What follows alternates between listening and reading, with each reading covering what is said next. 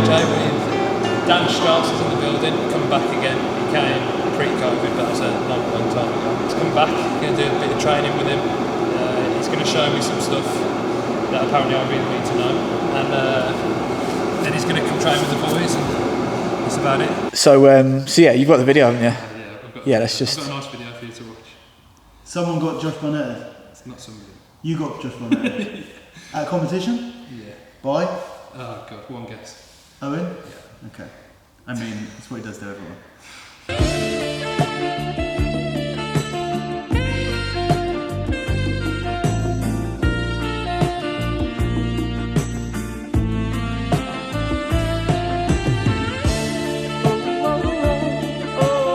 So obviously for Owen, he does the Kesa Gatame. Front your back. He does the standard Kesa Gatame, so he's in a scarf hold position here. This is a position that we don't get a lot in grappling, because obviously you're giving up the back, you have the arm on the far side. Now actually the reality is the position itself is pretty good, it's pretty strong. It's in getting there that you risk the opponent taking advantage of the far side underhook. Once you're actually in position, this is a really strong position, and you can come under here, or you can come under here, you can get nice and wide, and then you can sit into the position there. That was stronger than that, right? So, if you watch his match with Max from the weekend, Max does exactly what he needs to do in order to defend it, which is go on your side.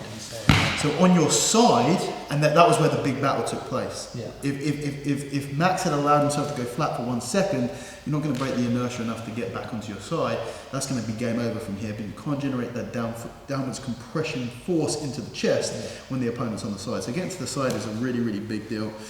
The way that I like to do it, and I have actually been using the standard Kesa Gatame a lot more. It's something that I've been doing in response to one of my training partners. Just the way that he stops me from doing it, train with the same person every day, and eventually get very good at defending some of your stuff. So what I would do is I would pass. So let's say I'm in here, my opponent isn't letting me get an underhook, because that's what I'm looking for, is I've started actually looking to take the Kesa Gatame, the pass, and then what I'll do is I'll use this, either you can go into the chest compression from here, but a lot of the time what I'll do is I'll use this arm, and I will try and bring that arm across in order to switch to a head and arm. They then turn away or they move, and then that gives me the ability to get back and take the far side underhook. So I've actually been using the Kesa Gatame a lot more than I ever used to. I never used to ever go to head and arm, but I've actually been using it quite a lot. Prior to my injury, I was using it, and I've started using it again since I've got back rolling. Really quite like it. But the way that I do the chest compression is I never give up the position, so that's the big difference. So when you'll see Owen take this, you'll see a lot of people take it straight off the throw, which is he's going to be used to. He's going to be used to taking this position from judo. So you'll see in a side control, and he'll get to here, and he'll just come through it and take that straight away, and then be into finished position. Yeah. I'm too worried about someone taking advantage of that underhook and taking it back or reversing. Yeah. So what I do is I take that out of the equation by using a gift wrap. So the way that I like to do this is with a gift wrap on the far side arm, negating the far side underhook, and then everything else otherwise being the same, and then switching to palm to palm to here, and then doing the same thing like that. Just having 2 arms instead of 1. And I do that in loads of different ways. You know, one of the ways that I teach in my side control seminar, one of my favorite ways of doing it is using this position here exactly, and you're looking to elicit this. From here, I switch into this, what is called the howdy position here, which is, I can't put too much pressure here because I'm my pec at the moment.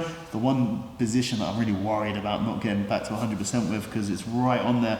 But I'll be in this position, and from here, you're in a really, really strong control position. You can come over into mount from here. But what I'll do sometimes is I'll sit through, grab onto the wrist, lift up the near side arm, and sit through to this position. And what I used to do is I used to look to expose this arm. So if this arm is usually going to be wrapped around the body, I'll bring my hand to here, and I'll start to push it further down my leg. And the beauty of this position is, because that arm is completely controlled on my body, is I need almost no effort to stop that arm from moving. So if you try and pull this arm away, if you try and move it, you see how easy it is? Yeah. So I'll let my opponent do as hard as they can to try and pull that arm out. I'll wait for them to stop, and then I'll move it an inch. And then you'll try and move it back, and you're trying, you go as hard as you can, I'm not doing anything, and then I'll move it a bit more. And you just let them wear themselves out. I wait until the arm is straight, I step over, pinch between the legs, find the elbow, bring my leg to it, and then I straight arm bar from here. Nice. So that was sort of my go-to technique from this gift wrapped modified Kesa Gatame for years. And then there was this one guy that I always used to get it on called Dave Williams. And then he went, through me getting him with this every time we rolled, he mastered it, went to a competition and submitted someone at a competition with this, taking my own technique from me, it now being called the Williams Special, and forcing me to come up with a different technique from here, because I couldn't use his technique anymore. That's how I developed the chest compression.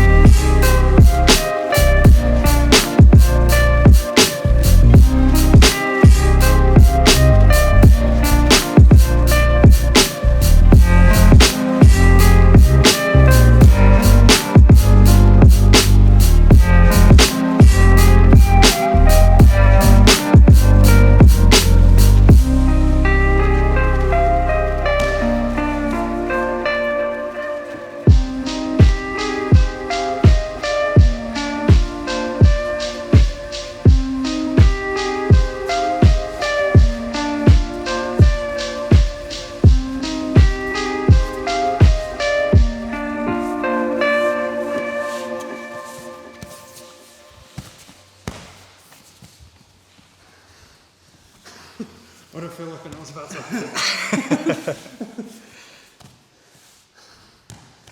Nice. So you can see the application. Yeah. Sorry, about fucking 5 seconds too late.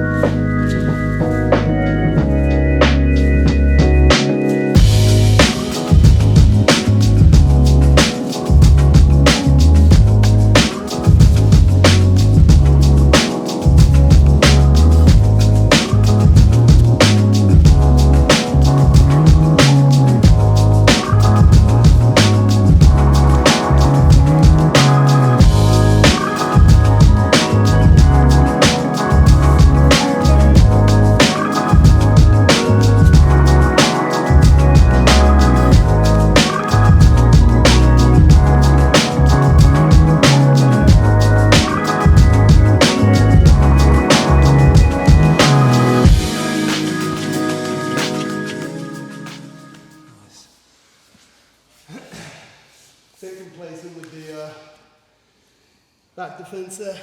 Yeah. Just because, you know. More sense of security, small sense of security on the choke there. Yeah. I ran this fine. You know, that it's never fun. The only time, what I actually look for when someone's attacking my back, you've got to imagine you've got to be paranoid. Yeah. You know, the dodgy guy is within arm's reach. Yeah.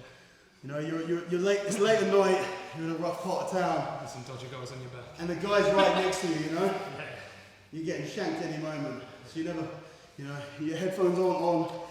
You're not looking around. You're not looking down at your phone. You're paying attention the whole time. Yeah. The only time when you cannot do that is where he's behind a gate and he's away from you. Yeah. So what I look to do when someone's on my back is I actually want to force them into double underhooks. So you see how naturally I'm doing this? Yeah. So the way that I do this, we were talking about this in Scotland, weren't we? The way that I do this is by getting good at defending the positions that my opponent wants.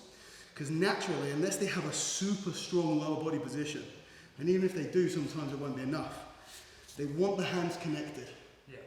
So when you're in over-under, and I'm controlling, what I want to do is I want to frustrate you into disconnecting the hands. So then once those hands disconnect, I don't let them reconnect. So like I might do this. Yeah. So now, we'll just do a little drill where I want you to start from here and just try and get to a good upper body position. Yeah. Yeah, so you can try and show me whatever you want. You see this? Yeah. See where I've got you? So that's what I'm looking for you to go, I want this. Because this feels safe. And now, I'm completely, I don't have to be paranoid anymore because the immediate choke isn't going to come on. And this is where I can start doing big dramatic escaping stuff. Yeah. Once I force you into that double underhook position. So it's a drill that whenever I do back, I teach this drill for instinctive reaction to the upper body attack and instinctive reaction to a lower body attack. So I'll do the same thing. If you take an over under and you try and get hooks in.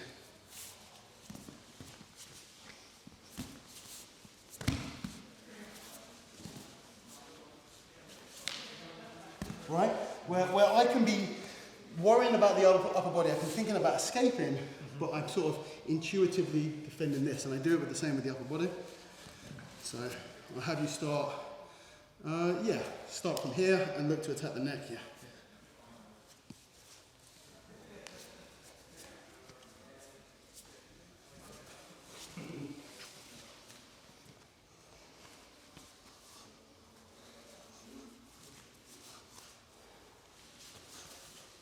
Right? You see what I'm doing? So, you know, I don't do, it's one of my favourite drills because the back is such an important position to be able to defend. And you don't want to have to, obviously if someone's got your back, you are defending with 100% of your mental processes, but you want to be able to rely on the instinct to be able to defend this stuff. So switching between here, doubling up. Generally, you'll always maintain an underhook, because your underhook's control, your overhook is the scalp for the attack. So when I'm looking to defend, and that hand's pushing through here, I can bring that other hand up to defend as well. So I'll go 2-on-1 here, and then you'll go back to underhook, and now the other hand will come, and I'll be blocking here. If it comes on the inside, I just swing to the outside again. So that's sort of like what you want to be doing there. What you did, and everything you're doing is nice. So take it back. I was here, I settled in, I'm in this position. You tried to defend, you thought, well, I'm not moving the arm, so I'll just worry about something else. And then that chin was still up, and then boom, I'm on the inside. Hand is there, locked off, it's already too late. Yeah. So, your chin was definitely exposed. Yeah. And I thought, yeah, you know, I thought he's not worrying about this. Yeah, that's what you're trying to do, right? That's what I'm trying to make it for. Yeah, exactly. That's the Jiu-Jitsu movements in the but yeah, if you can't remove the threat, then be on guard. Keep that chin really tucked. You know, definitely trying to bring that hand on the inside. Let's hit my back. You take that strong over under here. Yeah, so I'm looking to control this. I'm looking to take, usually 2-on-1. But even 1-on-1 here, what I don't want is I don't want any scenario where that attacking arm has a clean movement to the neck, because you're gonna be in trouble from there. Good.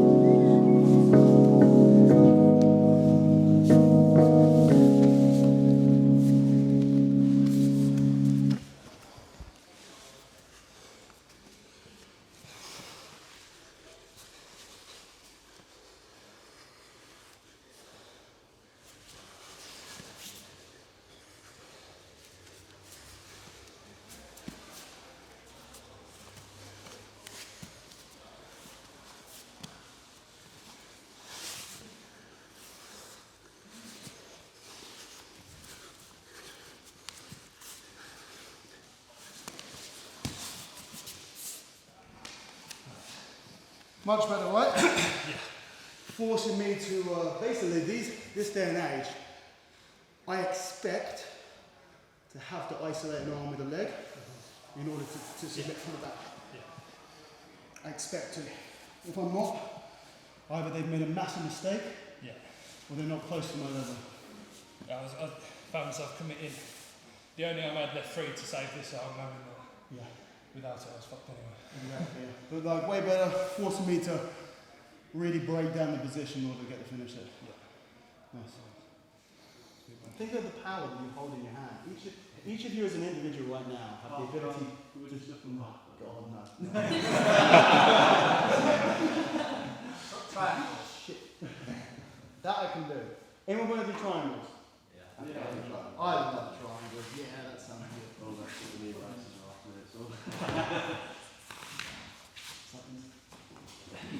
Okay. Anytime I'm here, one of the few submission options that I have from this position is the look to set up a Kimura. So what my opponent's going to do most of the time here simply is he's going to pull this hand backwards. I'm going to allow him to pull this hand backwards, and this other hand is going to be over the top of his back, and I'm going to push this hand and take an underhook here. This is the basis, this is the control position that this whole setup is going to come off of. Because remember, a triangle is all about having one arm deep and one arm shallow. Isolating one arm far away from the head and the other arm. So there's many, many options whenever your opponent has an underhook. So when I said that you do it from butterfly guard, it will be where the opponent has an underhook here and I'm fighting the other arm, and if I can get this arm away, then I can set up my triangle. So it's the same idea, but with a really, really strong control position with the upper body. So I'm grabbing this here, my opponent pulls this arm backwards. As he pulls it backwards, I bring this arm through and I control the wrist here. If they're super strong, just twist around a little bit for me. Do everyone see this? If they're super strong, you might want to control this arm here with both hands for a little bit. But once they calm down a little bit and they lose a little bit of that strength, that acute phase, then you can release this hand. This is a crazy strong control position because with one hand, I have control of his forearm, forearm if you want to call it that, forearm, posture, and near arm. All three things. That's like, for you to have control of those three things using your entire body is rare. For you to have control of both arms and posture and a free arm, almost unheard of. I'm not sure of any position. No position comes to mind straight away where you'll have that sort of power. So look, I'm controlling this here, but he can't move this arm out, he can't move this arm, and because I'm connected between the two, he can't posture up either. So from here now, what I do is I bring this foot back on the inside, I bring this foot to the hip, and I look to create some space. And the beauty of this is I can do this slowly. The whole time, him knowing that that triangle is coming and absolutely nothing he can do about it. I bring my feet to the hip. This foot is on the hip because it's ready to lock off. And then I am going to bring this leg over the shoulder, just like with the hand at the beginning. As soon as it passes the shoulder, this hand is going to release so it doesn't get in the way. Look, boom, and grab onto it. That point of control. Straight into here, and the finish is on. Why is the finish so quick? Because the opponent is already so low. The posture's broken, there's nowhere for him to go. And also notice how when I enter, I take the space up dynamically. So, I think it was, where's the long legs? Of course, I'm looking here, and he's out there. So what we're speaking about briefly is, what's your actual long legs? So, what long legs was, we were talking about over there. Now what we're talking about with Adam is, he was going straight into the triangle. And he's like, oh, I'm doing this wrong. I'm like, you're not.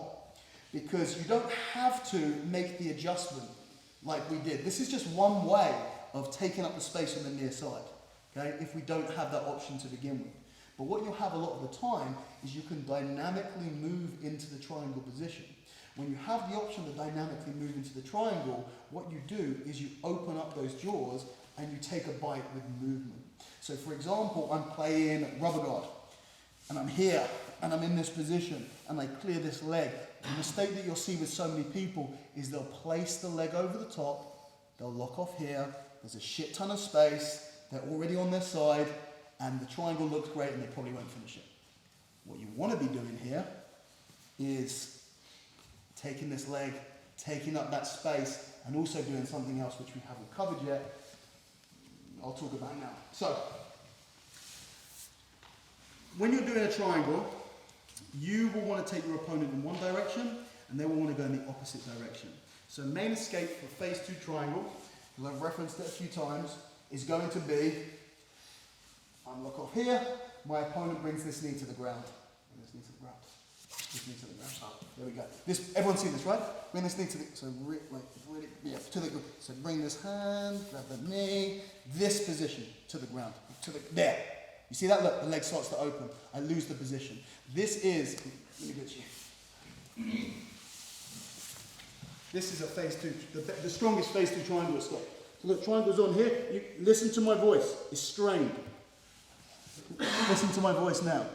It's fine. And look, you can't control it. I can move out of this position. I can look to pass.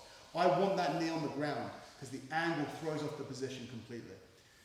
He doesn't want me there. He wants me in the opposite direction. So we have a scenario where we have neutral, and then we have my negative, bad for me, good for him, and then my positive, good for me, bad for him. So, when you throw your legs up into a triangle, right now my opponent is neutral, this is his positive, my negative, this is his negative, my positive. I want him going there, further away from the defense, he wants to be over here, closer to the defense. So I set up a triangle and I do this. The battle begins. He starts pushing this way, I have to fight that. A lot of the time it's not going to work out great. So where possible, when I can dynamically set up the triangle from an outside position moving in, I am going to purposefully take my opponent further into my positive to give myself an advantage. Now, the power that he has to create to get himself back to neutral would have been the same power that if he started in neutral would have got him halfway over to his defensive position. So this is more important when I actually set up, this is important from wherever you set it up. Don't just place your triangle so gently upon his neck as to give him all the defense possible, but smash into him, take him to the side, rock him. So now all of the power that he would be using to try and defend, he's only trying to stop himself from getting submitted. This is more important when you set up a triangle off the side, when most triangles are set up because you have to face that direction and mobilize a hip, butterfly guard, half guard, any of these positions where you're setting up a triangle, you're here. If you just do this, he's already defended. So what I do is I'll be here and then boom, I take him over there, lock up there, it's tight and there's nothing he can do to defend. Okay, very important principle. Let's go back to this anyway. Half guard. He has an underhook. I grab the wrist, he pulls backwards. My arm comes underneath, I control the wrist. Once I feel strong from here, I can release this and I can move my hip away. Bring my foot to the hip, bring my other foot to the hip. So you can control this. If you need to use multiple movements to get out here, that's fine. Then look, this leg passes, remember, dynamically comes in, like boom, here, grabs, immediately locked off, airtight, done. It won't be for everyone, but I really, really